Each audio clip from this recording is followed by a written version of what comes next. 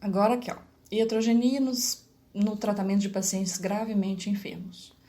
Vamos aqui, vamos encontrar o local que eu marquei pra gente dar uma lida, tá? Descendo, porque eu tô mexendo no computador e no celular ao mesmo tempo. Então, às vezes eu demoro um pouquinho para conseguir encontrar o que eu preciso para falar com vocês, tá? Aqui, ó. Os fatores iatrogênicos mais comuns. Aqui, ó. Isso aí.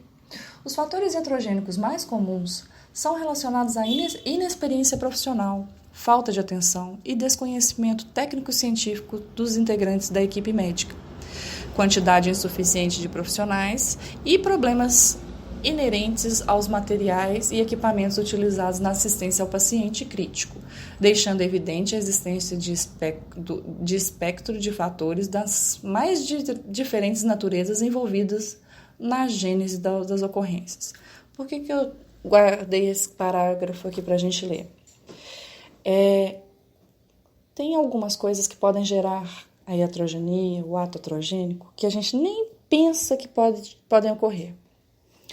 Ontem, eu saí do plantão e a outra enfermeira para quem eu tinha que passar o plantão, não tinha chegado. Ela foi chegar, já era 7h20 da noite. Ela perdeu o ônibus, eu nem fiquei brava com ela. Mas enfim, nesse caso não gastava ficar brava mesmo não. Mas pensa, eu vou embora, não conto para ela como foi o dia do meu paciente, não passo para ela que minha paciente teve alguma intercorrência ao longo do dia, que o meu paciente tem restrição de mudança de decúbito, por exemplo. Aí tá, não pode manipular o paciente, não, porque senão ele vai desestabilizar e pode correr o risco de morrer.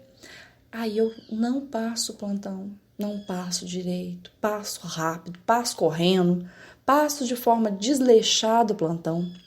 O que acontece?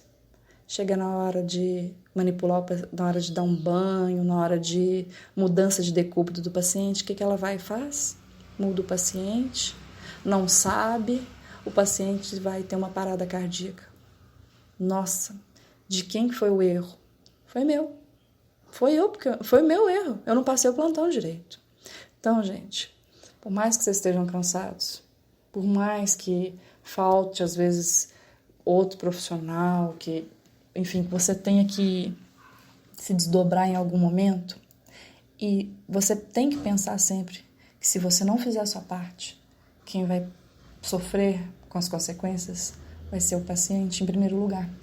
Óbvio que depois você vai sofrer com as consequências, né? Porque você vai ser chamado a atenção, dependendo do nível do risco que o paciente correr, vai dar uma situação muito grave para você. Mas em primeiro lugar está a sua consciência. Não faça nada para depois você sofrer, você pensar que poderia ter feito melhor e não fez. Isso é muito doloroso. Agora esse texto aqui, gente. Erros de enfermagem que acontecem por falta de estudo e de respeito ao paciente.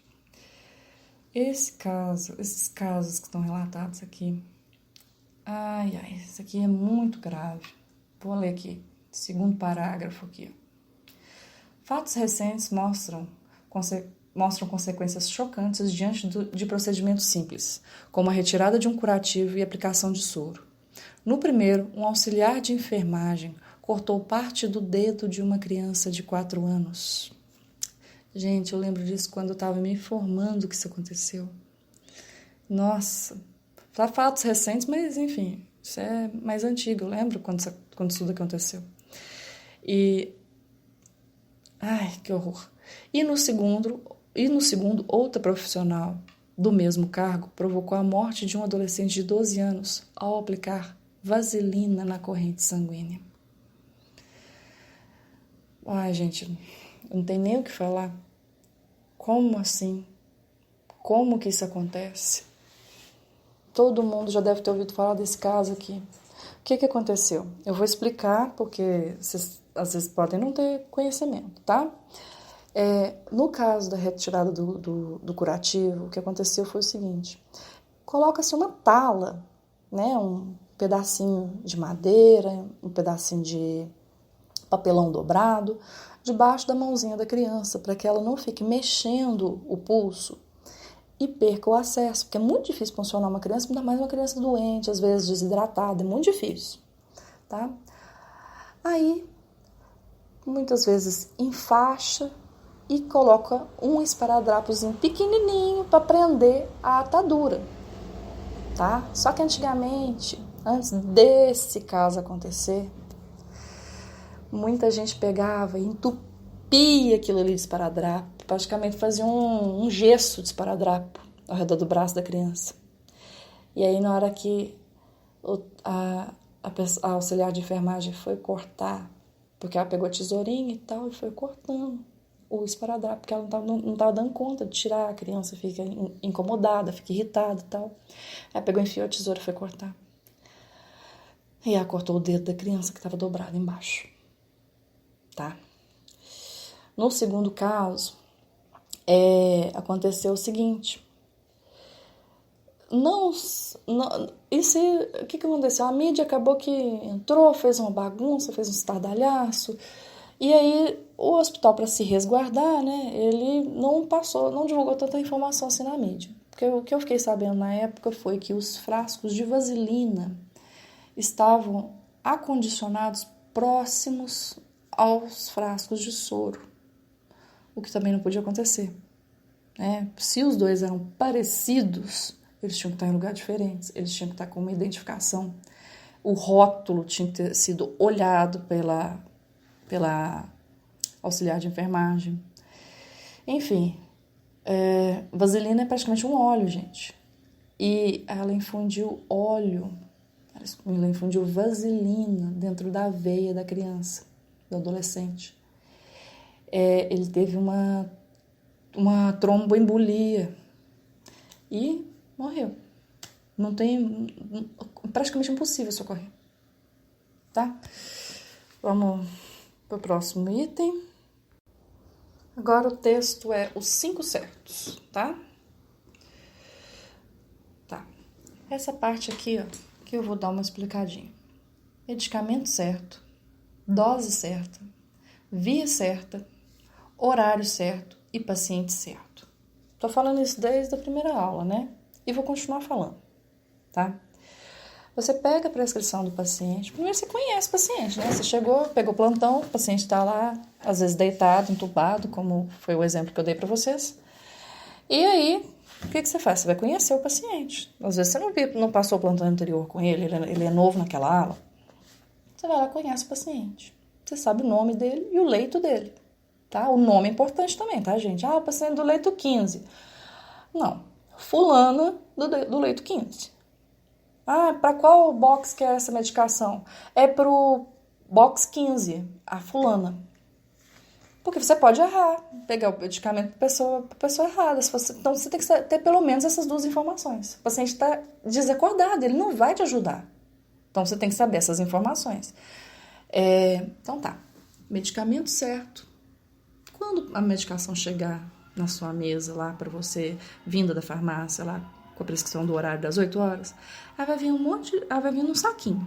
Lá dentro desse saquinho vão vir várias ampolas, várias seringas, várias agulhas, alguma quantidade de ABD, né, água abdestilada para diluir, tá? Tem algumas coisas que são muito parecidas com outras. Vou dar um exemplo para você, um negócio que aconteceu no meu último plantão. Chegou para mim, diluição de medicação lá e tal, e chegou para mim cloreto de potássio. O rótulo do cloreto de potássio, ele tem uma marcação preta para ele diferenciar de todas as outras. Só que é o seguinte, se eu colocar o cloreto de potássio ao contrário, porque o rótulo fica só de um lado, ele fica igualzinho a ABD, mas igualzinho. Aí eu separei ele, porque eu ia fazer várias medicações no soro do paciente. E o cloreto de potássio ia ser feito por via oral, Eu ia colocar na sonda nasoentérica do paciente. Eu ia injetar lá na barriga do paciente. Se eu injetasse o cloreto de potássio na veia do paciente, eu ia matar o paciente na hora. Na hora. Cloreto de potássio é utilizado para induzir parada cardíaca. Quando a gente vai fazer retirada de órgãos de paciente, que a gente vai parar o coração do paciente, o anestesista faz cloreto de potássio. Tá? E o coração do paciente para na hora. Tá? Mas vamos lá. Medicamento certo, então tem que saber se aquele medicamento é para aquele paciente. Como eu disse anteriormente na nossa aula, você tem que conferir o nome dos medicamentos e conferir na papeleta. Opa, 8 horas da manhã tem Tazobactam, tem furosemida, tem dexametasona para esse paciente. Beleza. Então, você vai abrir o saquinho e verificar se vieram essas drogas. O essencial ali é você olhar se vieram essas drogas, aí vem as diluições. Ah, tá, diluição veio a mais, veio a menos. O essencial ali, você vai buscar o diluente, não tem problema, mas você tem que verificar se tá tudo certo. Tipo assim, faltou um diluente, joga tudo dentro do saquinho de novo antes de começar a preparar, volta lá na farmácia, faltou um diluente. Beleza, se te dá o diluente, você volta com o saquinho de novo, vai lá no postinho de enfermagem preparar a sua medicação. Dose certa. O paciente vai tomar 1 miligrama de pirona. 1 miligrama de pirona, quando é entregue pela farmácia, normalmente vem os 500, 1 miligrama não, 1 grama de dipirona, normalmente vem 500 miligramas de dipirona. Aí vai vir 2 ampolas, tá? Então, essa dose certa é importante, o paciente está com dor. Aí você vai dar metade da dose para ele, sacanagem, né, gente? Via certa, como nós vamos dizer. Ah, essa medicação é para ser infundida na veia? Essa medicação é para ser infundida por via oral, na sonda nasoentérica, via enteral. Igual o exemplo que eu dei agora. Se eu tivesse administrado o cloreto de potássio na veia, eu tinha matado a paciente, tá? Horário certo. Nossa, gente, o paciente tem lá eu tenho que dar banho, eu tenho que fazer não sei o que. Poxa, velho, você vai deixar o paciente sentindo dor, sentindo febre, passando mal, porque você tem que fazer uma anotação, porque você tem que fazer outra coisa. Se organiza. Se organiza para fazer as coisas no horário certo. Não perca a medicação do paciente, não perca o horário do paciente. Aí eu fiz todas as medicações que estavam lá para ser infundidas na veia e esqueci do salbutamol inalatório. Esqueci de ir lá e dar 2 puffs de salbutamol dentro do tubo do paciente. Ele vai melhorar? Ele precisa do salbutamol para melhorar, gente. Ele precisa do salbutamol lá acho que é de 6 em 6 horas que estava prescrito. Ele precisa. Aí você esquece. Dentro daquele intervalo lá, como que ele vai apresentar melhora? Tá? E o quinto aqui, que eu já tinha falado lá no início. Paciente certo. Pelo amor de Deus, eu vou infundir no CTI a gente pega 2 pacientes, né? Tem hora que algum colega vai almoçar, vai fazer um horário, você pega até 4 pacientes. Seja organizado, gente, pelo amor de Deus. As coisas da Dona Maria ficam na papeleta da Dona Maria. As coisas da Dona Joana ficam na papeleta da Dona Joana. Aí tem escrito lá em cima assim, ó, leito 15, leito 14. Não muda os papéis de um para o outro. E vai fazer os trem da Dona Maria, faça os trem da Dona Maria. Não vai preparar a medicação da Dona Maria e da Dona Joana junto, não. Você vai preparar a primeira medicação da Dona Maria, depois a medicação da Dona Joana.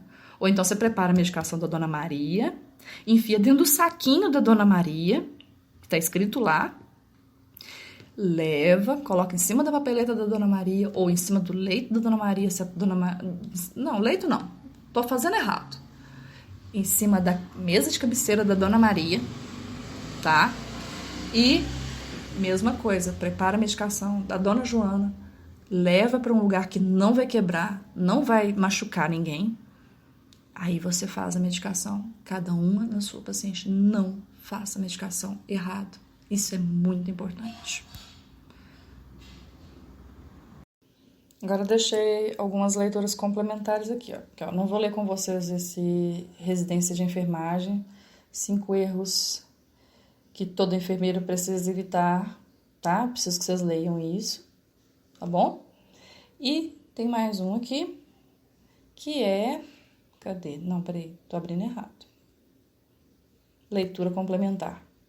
Que aí eu achei mais fácil colocar como links. São casos. Isso aqui depois eu vou perguntar para vocês. Pode ser num exercício, pode ser até na prova mesmo. Aqui, ó. São 2 reportagens. Sofri erro em hospital, quase morri ao fazer tomografia e vou mudar de vida, tá? E tem esse aqui, ó. Esse aqui é foda. Técnica de enfermagem, fala de erro que matou mulher e chora. Desculpe. Gente,